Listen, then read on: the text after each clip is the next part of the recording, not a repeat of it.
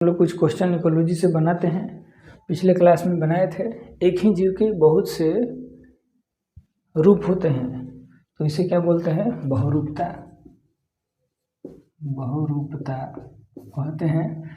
जैसे मधुमक्खी है तो उसमें इसके 3 रूप होते हैं और उसमें प्रकार भी कह सकते हैं उसे। विश्व में कितने हॉट स्पॉट होते हैं या हॉट स्पॉट हैं?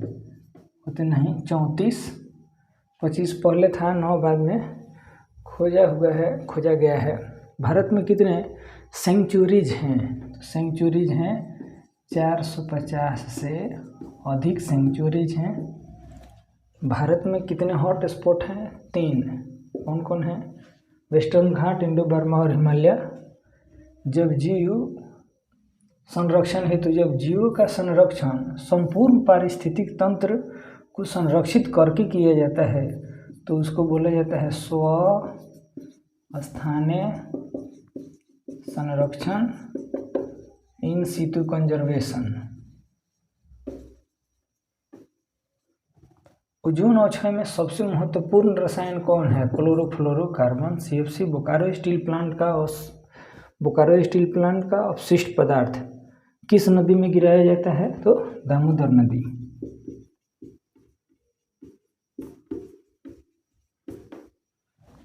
भोपाल गैस त्रासदी कब हुआ था?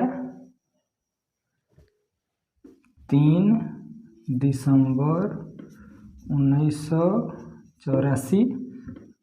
मिथाइल आइसोसाइनेट के रिसाव से लगभग 2000 से अधिक मजदूर मर गए थे। काजीरंगा राष्ट्रीय उद्यान कहाँ है?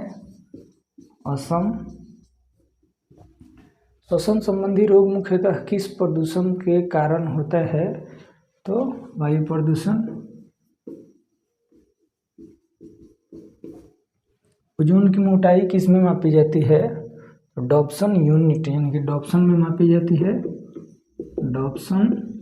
डॉप्सन में मापी जाती है, या डॉप्सन यूनिट भी लिख सकते हैं हम लोग। किसी खास समय और क्षेत्र में एक ही प्रकार के, देखिए जब एक ही प्रकार की स्पीसीज कुल संख्या को हम लोग क्या बोलते हैं? आबादी कह सकते हैं। 2 जीवों के बीच का ऐसा संबंध जिसमें दोनों एक दूसरे से जब लाभान्वित होते हैं तो उसको बोला जाता है सहजीविता। पौधे और उनके उत्पादों को खाने वाले, तो पारिस्थितिक तंत्र में पौधे के हैं उत्पादक हैं और उनके द्वारा जो भी बनाए गए प्रोडक्ट होते हैं उसको जो खाता है, उपभोग तो करता है, उसको हम लोग बोलते हैं उपभोक्ता। एक पारिस्थितिक तंत्र में जीवाणु, कवक, प्रोटोजोआ आदि क्या है? तो ये सभी सूक्ष्म जीव हैं। ये पौधे तथा जंतुओं की मृत्यु के पश्चात उनके शरीर में उपस्थित कार्बनिक पदार्थों को, जटिल कार्बनिक पदार्थों को सरल कार्बनिक और अकार्बनिक पदार्थ में तोड़ देते हैं, तो इसको बोलते हैं हम लोग अपघटन करता। ठीक। ऊंट के पीठ पर उपस्थित कुबर में क्या संचित होता है? तो क्या संचित होगा? वसा। रेगिस्तान का जहाज किसे कहा जाता है? ऊंट को। अब ऊंट के पीठ पर जो कुबर होता है उसमें वसा संचित रहता है।